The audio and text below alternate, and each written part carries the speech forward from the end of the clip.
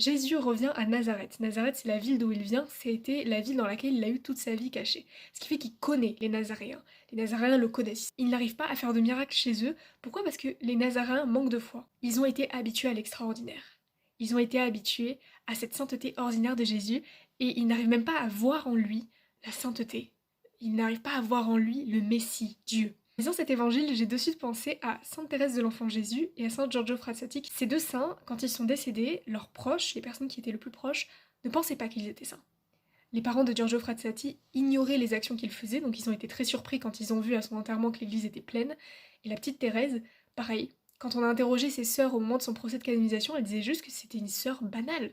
On se rendait pas compte. Eh bien pour Jésus, c'est la même chose. Quand Dieu fait des signes, il ne fait pas des signes pour briller.